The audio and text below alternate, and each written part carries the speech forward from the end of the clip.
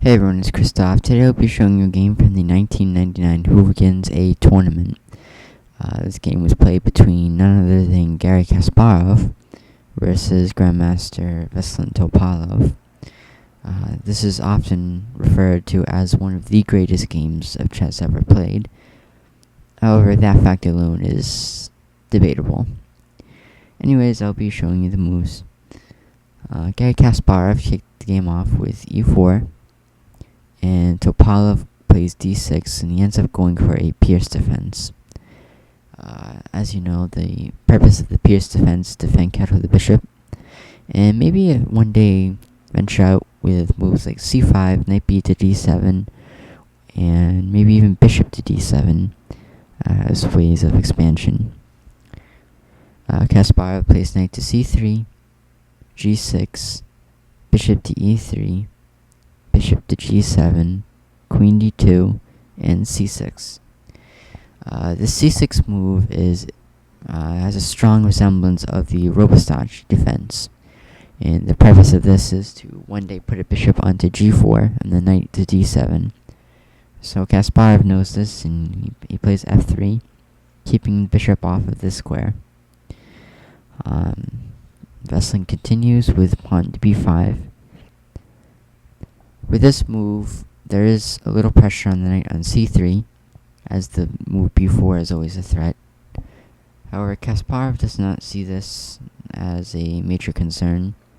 He plays knight g to e2, And I think one of the bigger problems is that Kasparov ends up facing is where does he end up putting this light square bishop? Well, Topalov continues with knight b to d7, allowing this bishop to h6 move. So the light square bishops come off, and bishop to b7 is played. Developing. Keep in mind, black cannot castle as the queen is on h6, and it intercepts the f8 square, therefore making castling illegal. So Kasparov finally acknowledges this b4 threat and plays a3. We see e5, looking to break open the center, and Kasparov invites this by castling queenside, basically saying if you're going to take on d4, then I'll be very quick to capture. However, Veselin does not take right away. He plays the move queen to e7, centralizing his queen. We see king to b1, developing his king to a better square. a6, knight c1, and Topalov decides to go castle queenside. There's no point in making the queen budge. You can't do it, and there's nothing you can do to make it come off of h6. Therefore, you can never castle kingside. So he ends up going queenside instead. We see knight to b3, pawn takes, rook takes, and c5, getting tempo against the white rook.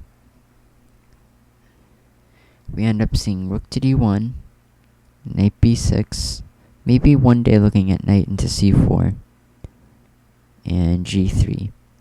Kasparov decides to maybe think about fianchettoing his bishop. King to b8, and we see knight to a5, attacking the light square bishop.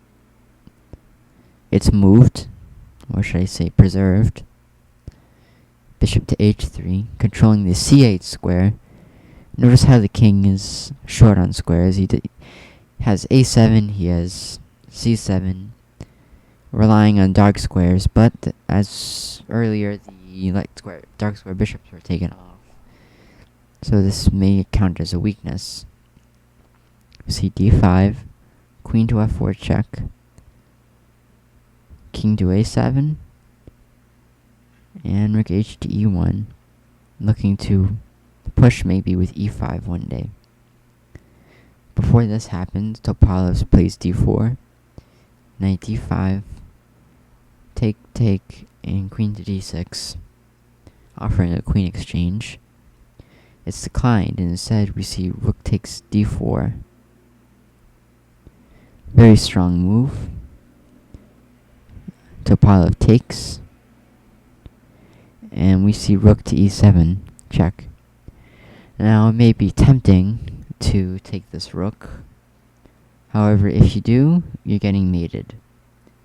After queen takes d4, check. King backs up. Queen to b6, check.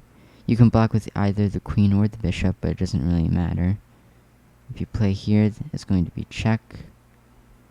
And can you see it? Queen to a7, mate.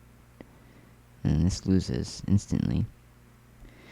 So Topalov is wise not to take the rook, excuse me. Instead, we see king to b6, putting pressure onto the knight on a5. Queen takes d4, check, allowing this capture. Well, it is taken. We see b4, check, king to a4, queen to c3, and queen takes d5. This drops a pawn, but in compensation, white has a strong rook opposite the black king. Bishop to b7, kind of boxing out the rook from the rest of the board. So it's taken, giving up an exchange. But it's declined. He plays queen to c4, queen takes knight, and king takes a3. And from this point forward, we start to see the end of the game emerge. This is a huge mistake. Is there a better move here? And king takes a3. In my opinion, black should maybe consider rook to d1. And this looks a lot stronger. The king moves. And you can maybe even double rooks. Like so. This is a lot better than king takes a3, which actually loses instantly. We see queen takes a6, check. And if the pawn at b4 was defended, this would be mate. But it's not. It's taken. c3, check. King takes queen a1, check. King d2, queen b2. King d1. And here, if you want, you can pause the video and see what Kasparov did here. It's a very interesting move. Okay, the move actually played was bishop to f1. Very sneaky. You cannot take this. If you do, you're getting mated. After queen to c2, the king moves, and rook to e7. There's no way to get out of check except give up the queen, and this actually blunders mate. So instead of taking the bishop, we see rook to d2, attacking the white queen. Kasparov plays rook to d7. You cannot take the queen as it is pinned onto your king. So the rooks come off. And we see a bishop takes the queen, pawn takes, and queen takes h8. And this is dead loss for Topalov. But the game continues. Rook d3, queen a8, c3. This pawn is passed, but it's not exactly a threat. Queen a4, check. King e1, f4, f5, king to c1. And after rook d2, queen a7, Topalov had to resign. There's no good continuation here. If you play a move here, for example, c2, this loses instantly too. After queen to e3, the king is deflected. And after queen takes d2, I mean, this is just a king and queen versus lone king endgame with the pawns on the king side of the board. So at this point right here, Topalov resigned. That he did not see a good continuation, as there is none. So that's this game from the 1999 tournament. If you like, feel free to leave a like, and thank you for watching. I hope you learned something. Thanks.